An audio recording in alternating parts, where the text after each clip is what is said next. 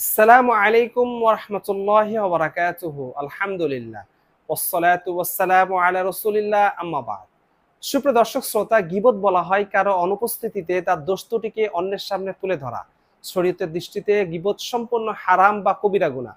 আল্লাহ রাব্বুল আলামিন সূরা হুজরাতের 12 নং আয়াতের মধ্যে বলেন, তোমরা অন্যের দোষ ত্রুটিকে খুঁজে বেড়াবে না।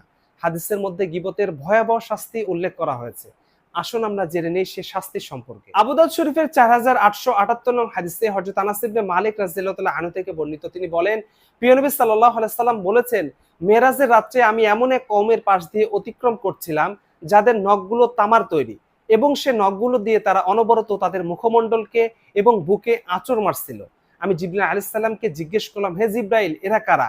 জিবরাইল আলাইহিস সালাম বললেন, তারা ওই সকল লোক যারা মানুষের মাংস খেত, অর্থাৎ গীবত করত এবং তাদের মান সম্মানে আঘাত হানত। অর্থাৎ যারা গীবত শেখাত করে, মানুষের মান সম্মানে আঘাত করে, প্রিয় নবী সাল্লাল্লাহু আলাইহি সাল্লাম মেরাজের রাতে তাদের শাস্তিকে স্বচক্ষে দেখে আসছেন। তাদের শাস্তি হলো তাদের নখগুলো তামার তৈরি, আর তারা তাদের নখগুলো দিয়ে অনবরত তাদের মুখমণ্ডলকে ও বুকে আঁচড় মারছিল। তাই আল্লাহ রাব্বুল আলামিন আমাদের সবাইকে গীবত শেখাত থেকে হেফাজত করুন, আমিন।